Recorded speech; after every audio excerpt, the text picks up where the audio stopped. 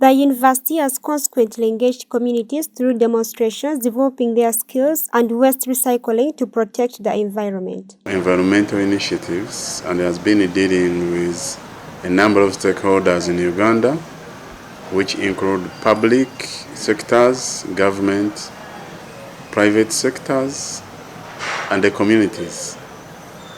We have been training communities in various activities that are aimed at preserving the environment.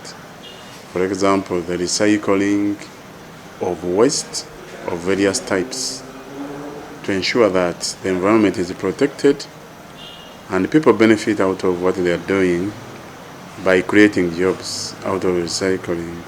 Deji University is also participating in the fight against plastic pollution, which is the theme for this year's World Environment Day. But the theme is on plastics. How do we ensure that plastics do not pollute the environment? There are a number of ways in which different stakeholders can engage in this initiative. The public sector, like government, can initiate laws and enforce them about littering, about pollution of the environment with plastics. Then for us in the academia, the universities, we are expected to create models and to develop capacity among the communities, among the private sector, on how plastics can be recycled and they can be prevented from polluting the environment. They also sensitize the community about developing and broadening their operations towards commercial scale. Beautiful item that could be traded, that is what we call recycling, and it can create jobs for communities. So on that day, we are supposed to show what we have done and what we can do and how we can change the environment through handling plastics well. We are looking into fully-fledged recycling schemes so that all the plastics that are created are put into use. For example, we are cutting so many trees to make furniture, but we can make furniture from plastics. So the recycling of plastics into furniture and other usable items will be preventing or reducing the cutting of trees to make furniture. And also, when you make pavers, you are collecting as much plastics as possible from the field and putting them to use. So our future is in recycling. Deji University students, under the umbrella body Technology Without Borders, collect plastics and recycle them. Now the students have, there is a students organization which is called Technology Without Borders. What they do, they collect plastics and recycle the plastics into pavers and furniture so that they can be used. It is an incentive to communities to engage in plastic recycling for job creation and wealth creation.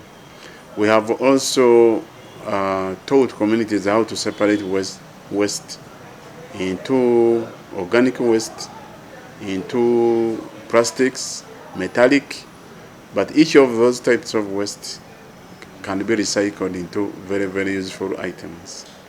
So our first initiative was to engage in waste collection, then waste separation, that is sorting, and waste recycling all types of waste.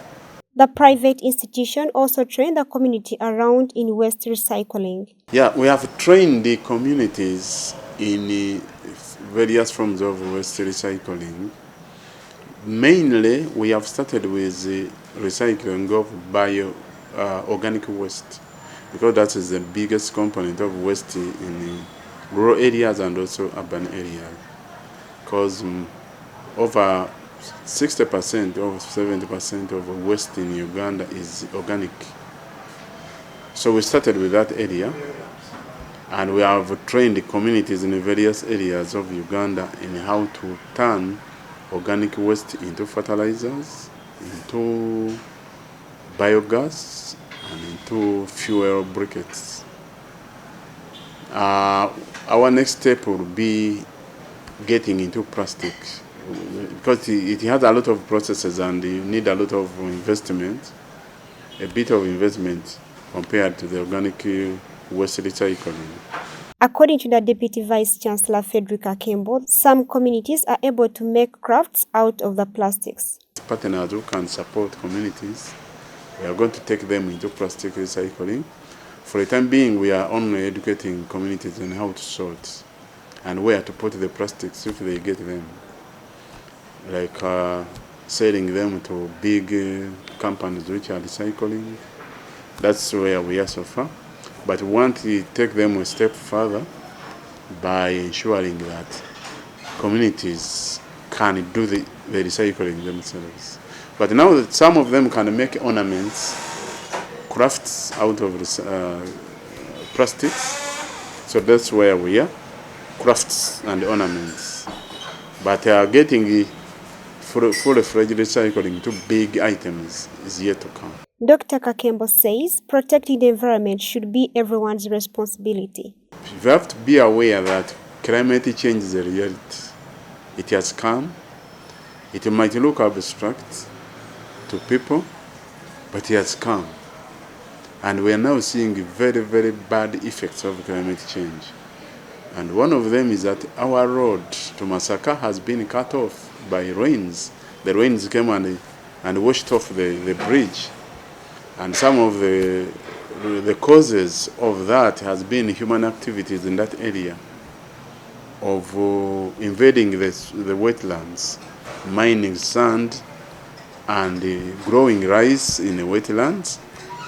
So what has happened in Masaka, Katonga, shows the whole world that it is a reality. Abusing the environment can cause adverse effects on human beings. And it's a high time people wake up to know that it is their duty to preserve the environment. If they continue degrading it, they are going to pay heavily. And plastics is one of the things which cause floods. When plastics get into the waterways, when people just drop plastics and the bottles get into water channels and they broke, we get floods. People die. So nobody will know that it will happen, but it will happen. The world is facing a plastic crisis. Plastics are negatively affecting people and the environment at each stage of their life cycle. The impacts are felt in a wide range of areas, including on biodiversity, climate change, human health, and human rights. Anselm Ojaru, live at 8.